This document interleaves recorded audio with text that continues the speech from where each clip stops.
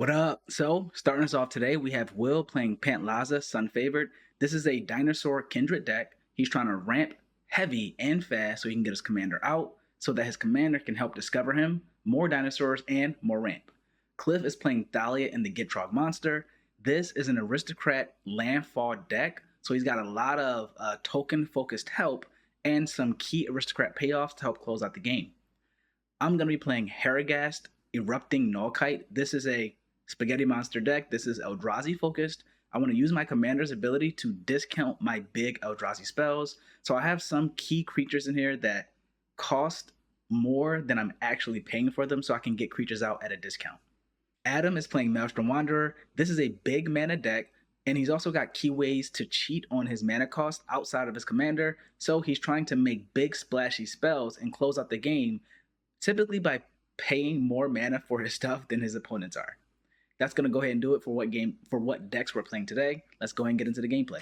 Will starts by playing a Path of Ancestry tapped and passing. Cliff plays a forest and does the same. I play a mountain. Then I cast Expedition Map and pass. Adam plays Rockfall Vale tapped and pass. Will plays Windswept Heath. He fetches 4, a Jetmare's Garden into play tapped and passes it to Cliff.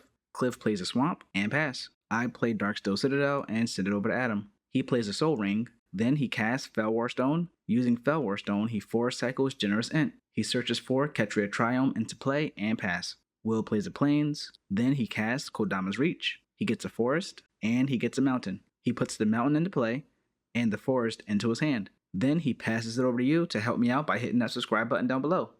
And while you do that, Cliff plays a Plains. Then he casts Harrow. He sacrifices his Swamp. He gets a Swamp and a forest into play and moves to his end step. During his end step, I sacrifice Expedition Map. I search for Ancient Tomb, which I play as my land for turn. Then I cast Flame Shadow Conjuring. Whenever a non-token creature I control enters, I can pay a red mana to create a token that's a copy of it. It gains haste, and I exile it at the next end step. I'll pass from there. Adam casts Elvish Piper. This shaman lets him put creatures onto the battlefield for 1 green mana. Then he plays Command Tower and pass to Will. Will plays Cinderglade. Then he casts his commander, Pantlaza, Sun Favored. When it enters, he discovers 4. He reveals Smuggler's Surprise and puts it into his hand. He discards down a hand size and pass the turn. Cliff plays Temple of the False God. Then he casts his commander, Thalia, in the Gitrog monster. They let him play extra lands and make his opponent's creatures and non-basic lands enter the battlefield tapped. Also, when it attacks, he has to sacrifice a creature or land, then he draws a card. He plays Vault of Champions as his extra land drop. Lastly, he casts Natural Connection. He searches for a basic Plains into play and passes the turn. I'll play Thespian Stage tapped, thanks to Thalia and Gitrog. Then I cast Filigree Familiar. I pay an extra red so I can get a copy of it. I lose 2 life from Ancient Tomb, but gain 4 life from their enters triggers. Moving to my end step, I have to exile the copy and I pass the turn. Adam casts Ronus the Indomitable. Ronus can't attack or block unless Adam has a creature with power 4 or greater. He can also use it to buff his creatures and give them trample. From there, he plays a land for turn. It enters tapped and he passes to Will. Will plays a forest. Then he casts Garruk's Uprising. He draws a card when Garruk's Uprising enters and he passes the turn. Cliff moves straight to combat. He sends his commander at will with no blocks. He sacrifices his Plains to the Thalian Gitrog trigger and draw a card. Then he casts Teysa Karlov to double his death triggers and give his tokens Vigilance and Lifelink. From there, he passes. I start by casting Soul Ring. Then I play a mountain. After that, I cast Frogmere Enforcer for 4 mana. From there, I sacrifice the Enforcer to cast my commander for its Emerge cost. Herigast give all of my creatures Emerge, so I can sacrifice creatures to discount their mana cost. I'll pass the turn after that. Adam starts by casting Skyshroud Claim. He puts a forest into play, and he puts a Stomping Ground into play. It comes in tapped. Then he uses Elvish Piper to put Peregrine Drake into play. When that happens, he untaps 5 lands. From there, he casts Hit the Motherlode. He discovers 10, and if the discovered card's mana value is less than 10, he creates a number of tapped treasure tokens equal to the difference. He discovers a Blasphemous Act, and he'll cast it. He makes 1 treasure token. Will responds by casting Smuggler's Surprise to give his creatures indestructible. After that, the board gets wiped. I'll draw a card when Filigree Familiar dies, and Adam passes the turn. Will plays a forest. Then he casts Flaming Tyrannosaurus. Whenever he casts a spell from anywhere other than his hand, Flaming Tyrannosaurus deals 3 damage to any target. Then he puts a +1/+1 counter on it, and when it dies, it deals damage equal to its power to each opponent. After that, he scries 1, leaving it on top. He discovers 5, and he'll cast Shadow in the Warp. It makes his first creature spell cheaper, and whenever an opponent casts their first non-creature spell, it deals 2 damage to them. Flaming T-Rex triggers, dealing 3 damage to Cliff and getting a Timmy counter. He draws a card from Garruk's Uprising. Moving to combat, he sends 4 commander damage at Cliff with no blocks, and he'll pass the turn. Cliff plays Godless Shrine untapped. Then he casts Thalia's Reverend Medium. Thalia's gives him 1/1 flying tokens at the end of each end step for each token he created that turn. He'll pass it to me after that. I start by playing Inventor's Fair. Then I cast Lightning Greaves, taking 2 damage from Shadow in the Warp. After that, I cast Mannequin. Lastly, I cast Terror of the Peaks. Moving to combat, I send 5 damage in the air at will and pass the turn. Adam plays an island. Then he casts his commander, Maelstrom Wanderer. He cascades 7 twice. With his first hit, he gets Rapid Hybridization. He destroys Will's Flaming Tyrannosaurus. The table takes 6 damage. Adam takes an additional 2 from Shadow in the Warp. From his second cascade, he casts Thrix the Sudden Storm. It makes spells he cast with mana value 5 or greater cost 1 less, and it's uncounterable. Moving to combat, he sends his commander at will for 7 damage, Ronus at Cliff for 5 damage, and Thrax at me for 4 damage. Cliff responds to attacks by casting Tragic Slip. Ronus gets -13, and Cliff takes 2 from Shadow in the Warp. Will blocks with his Ape token, and I take the damage. The turn goes to Will from there. Will starts his turn by casting a Thalia Primal Conqueror. He scries from Path of Ancestry, leaving the card on top. We all reveal until we hit non-land cards. Will reveals Earthshaker Dreadmaw, which will let him draw cards on ETB for each dinosaur he controls. Cliff reveals Liliana Dreadhorde General. She draws cards, makes zombie tokens, forces players to sacrifice creatures, and we're not going to talk about that -9. I reveal a Liquid Metal Torque.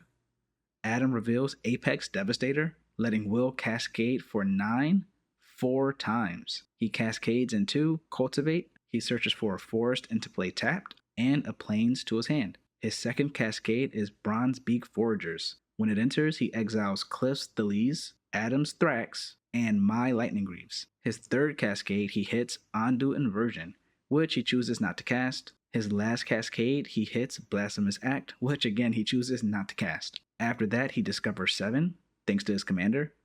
He casts Sundering Eruption. He destroys Cliff's Temple of the False God, letting him fetch 4 swamp. Then he draws from all the Garruk's Uprising triggers. Then with Dreadmaw's ETB, he draws 4 cards. He activates Liliana's +1 to make himself a 2/2 zombie. Moving to combat, he sends his commander at Adam for 4 damage.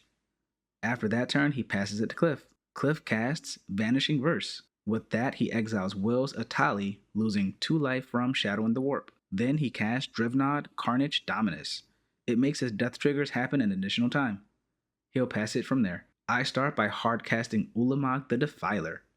When I cast Ulamog, I target Will to exile the top half of his library. It has Ward, sacrifice 2 permanents, and it enters with the number of Timmy counters equal to the greatest mana value among cards in exile. Lastly, it has Annihilator X, where X is the number of +1/+1 counters on it. Will exiles his top 28 cards, one of which is an 8 mana value Galta, so it enters with 8 +1/+1 counters. Terror of the Peaks trigger, and I deal 15 damage to Will's Bronzebeak Foragers, and we all get our exile permanents back. I attempt to equip my Lightning Greaves to Ulamog. Will responds by casting Stroke of Midnight. He sacrifices Apex Devastator and a zombie token to target Ulamog. Ulamog gets destroyed, and I get a 1/1 human creature token. I equip Lightning Greaves to Terror of the Peaks. When the human enters, I deal 1 damage to Will. Moving to combat, I send 5 damage in the air at Will, and I'll pass the turn. Adam casts Majestic Genesis.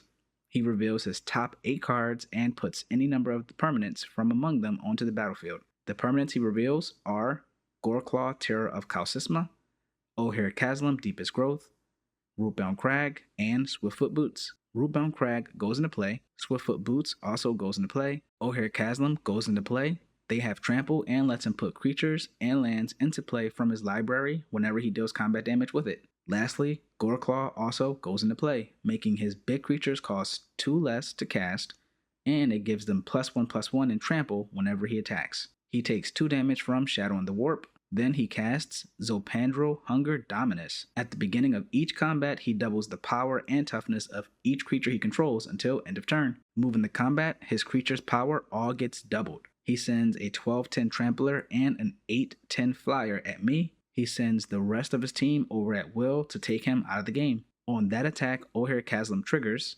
He puts Balor into play. It has an attack and death trigger to have an opponent draw 3, discard 3, have an opponent sacrifice a non-token artifact, and deal damage to an opponent equal to the number of cards in their hand, with each option having to target a different opponent. Lastly, he equips the Swiftfoot Boots to Balor and pass the turn. Cliff casts Anointed Procession, and he'll pass it over to me. I play Eldrazi Temple. I have an empty hand, so I go ahead and emerge my commander, Herigast. With this cast trigger, I exile my hand, which at the moment is nothing, and I draw 3 cards. I deal 6 damage to Goreclaw with Terror of the Peaks, and I'll go ahead and pass the turn. I should have used Flame Shadow Conjuring here to make another copy of my commander, allowing me to deal another 6 damage, but I only noticed this during editing. However, I don't think it changes the outcome of the game. Adam starts his turn by sacrificing his commander, and Thrix, making Zopandrel indestructible. Then he recasts his commander, Maelstrom Wanderer, again triggering Cascade. His first hits are Inga and Essica, with his second being Nature's Lore. He fetches for a forest. Then he moves to combat, sending everything at Cliff. With Balar's trigger, he deals 3 damage to me, equal to the amount of cards in my hand. That'll take me out of the game. With enough combat damage going over to Cliff, Adam takes the win this week. Hope you enjoyed the gameplay. Don't forget to go ahead and hit the buttons down below to let me know you're watching. And until next time, I'll see you at the table.